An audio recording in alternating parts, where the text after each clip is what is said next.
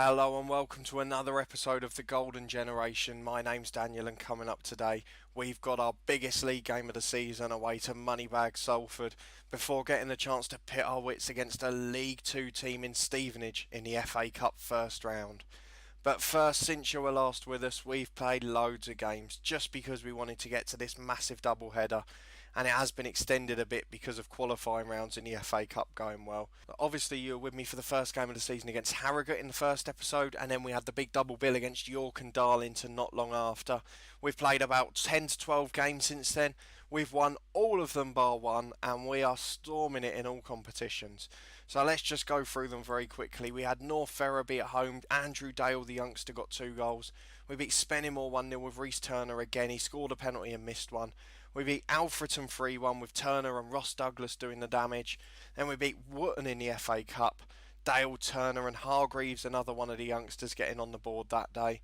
2-0 against Brackley. Hargreaves and Dale, the 2 youngsters again. You can see the impact they're having here. Dale again on the score sheet against Chorley alongside Reece Turner. We battered Hendon in the third qualifying round of the FA Cup with a changed team. Stott and Thomas, the reserves, got on the score sheet, and Oswell, and then a hat-trick from Reece Thomas. We drew 1-1 at Southport with Jamie Stott getting the goal. We won 3-1 at FC United with Reece Turner's double and Jason Oswell. We won 5-2 against Chelmsford in the FA Cup with De Freitas, Turner, Dale and Douglas on the score sheet. We beat Blythe 4-2 with Andrew Dale getting 4 goals and Leamington 5-0 in the last game. Andrew Dale, the youth prospect, is taking his tally to the season now, up to 12 in the league. I think he's caught Reece Turner, but if not, he's very close. And he's starting to look like the player we thought he would be early in the season. We haven't changed his role or anything yet.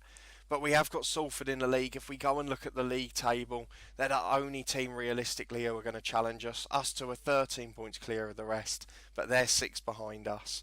Reece Turner, he has got 18. I've sold him a bit short there. He's miles ahead of Andrew Dale still.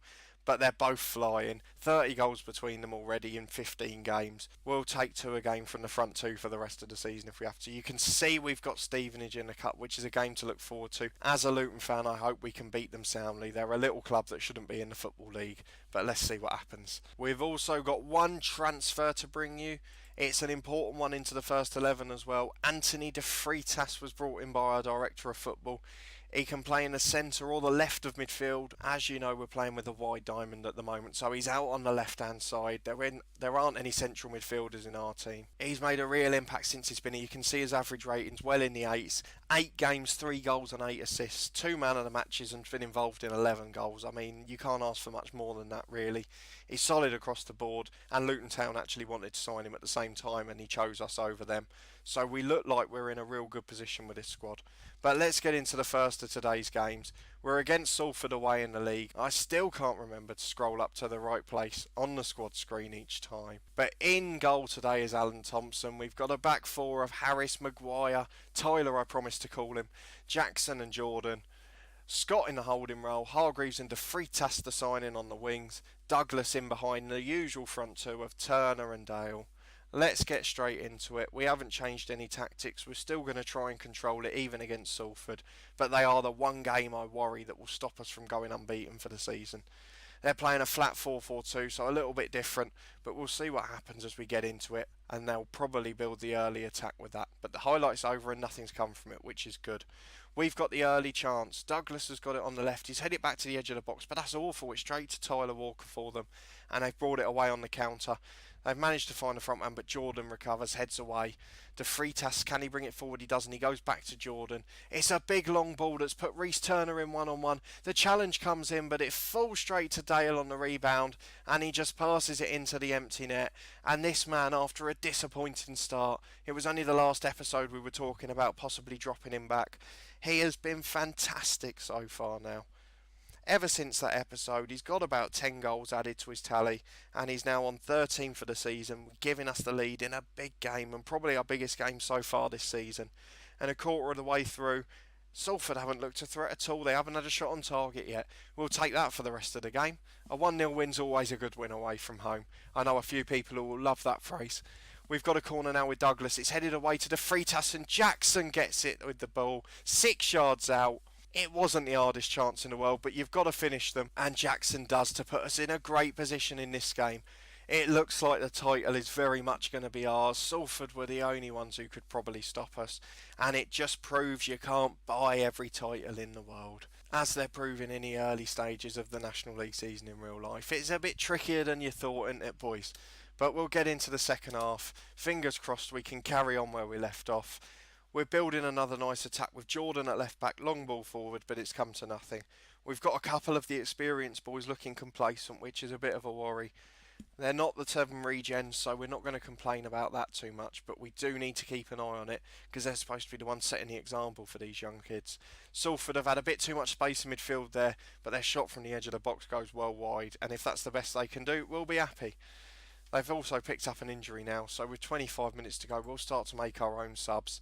We'll take off a couple of those complacent lads. We'll bring Stevenson, the previous left winger, on for De Freitas, and we'll bring Jason Oswell on up front as well. The usual switch with Dale into the poacher and Oswell as the target man.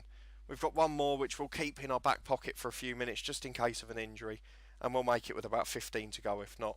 We usually have to bring Reece Douglas off towards the end. Is his name Reece? Ross. I don't know why I thought Reece for a reason.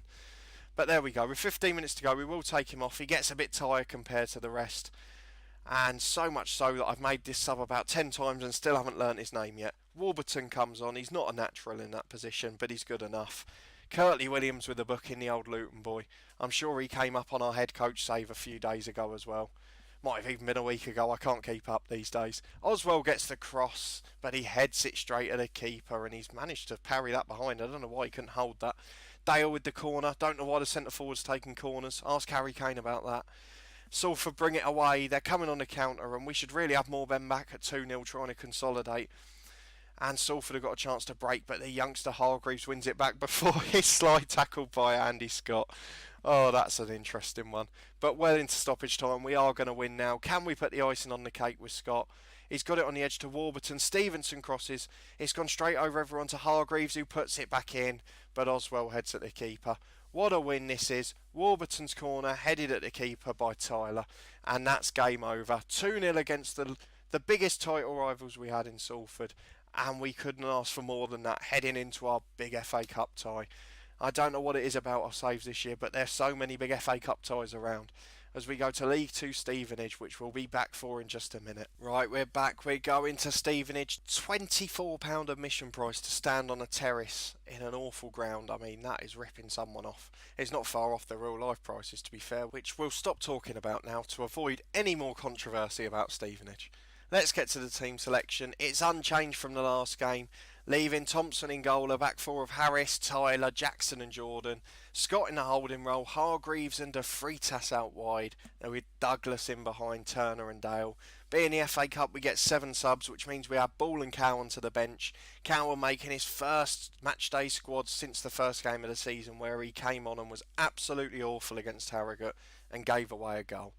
Let's get into it and see if we can pull off what would be a slight shock, but Stevenage are one of the lower teams in the League 2 and we're one of the top teams in the Conference North. So I guess there's probably only one league between us. There's a chance we could be in the same division next season. We're 5 minutes in. They haven't had a shot yet. Not on target anyway. And things are looking fairly comfortable. But they have got the corner this time and they've knocked it down. And that is the luckiest of goals you could ever imagine. Matt Godden, I don't know how that went in. It looked like it hit a few people on the way. And it's a bit of a shame, but they're 1-0 up. Maybe the one thing we do need to do is just drop down to standard, because trying to control the game against 3 midfielders is going to be a bit difficult for us. And Hargreaves has got the corner this time. Maguire heads it, and Jackson's put it wide. I didn't know how he got to that one, but it was a good effort in the end. But unfortunately, no result for us. It's still 1-0 to Stevenage. They're building another one with Godden here, who's put it over. But that's a bit easy for them, really. And you can see there's a little bit more quality in their team than we've had before in this season. We're still struggling with 10 minutes till half time. We haven't had a shot on target yet. It looks like it is just a bridge too far for us and shows we probably will need to replace the other 3 or 4 players should we go up next year. I'd like to hope these kids will keep improving and getting better, but I don't know where their potential is, obviously being the regens for this challenge. I don't know if they have a limited potential. I don't know whether they're already at their peak. I have no idea how it's going to work out for us. But it is half time, we're 1-0 down, we've been really poor and looked quite defensive. We'll go long ball and attacking near the end if we have to. We bring on the big target man Oswell. But for now, we'll just give a bit more faith to see if we can get a chance from it. If we get to the hour mark and we still haven't created anything, we'll go back to control and see if we can get anything out of it that way. Because Stevenage have got all the possession at the moment and it seems to be causing us quite a bit of trouble up there. As Godden gets in again, I don't know why the keeper didn't come for that. He would have got there by about 10 yards. Chiefs found Van Kooten on the right for them. The delivery to Revel and Godden, and that combination has put us 2-0 down now. We might as well go back to control because what's the point? If you're going to lose 2, you might as well lose 5 in the FA Cup. It's not a league game. We've got to Freitas with the corner. And Jackson down to Tyler, and we have got one back. It's Tyler Maguire, and we are 2-1 down now. Can we get back into the game? We'll think about some subs in a minute. We're going very quickly. It's a quick-paced episode, this, but it's the magic of the FA Cup, and we all get excited. Let's make those substitutions. The traditional Dale switch over. We'll bring Oswell on to the target man role. Do we want to do any others yet? Not quite sure. We've got Harris on a booking at right back, so we'll get him off for Cowan. Probably the last appearance Cowan will make this season. And we'll leave it at that just for now. 20 minutes to go then. Don't know if we need to go attacking just yet. We'll definitely do it with 10 minutes to go. But we'll give them 5 more minutes to try and cause a bit of chaos. We might have to bring Warburton on because Douglas is struggling for fitness as well. He doesn't tend to get past 75 minutes. It's a bit of a strange one. He's got so much talent, but he just hasn't got that fitness. The natural fitness 6, the stamina's 9. It's not great.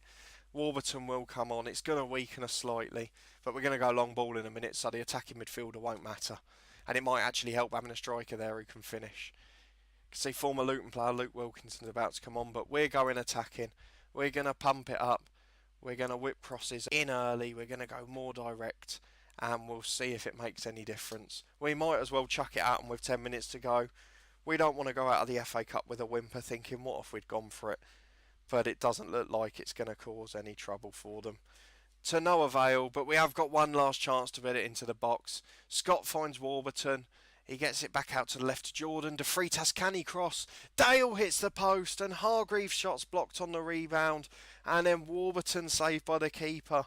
What a chance that was in the last minute. And you know we're not going to get a better one than that.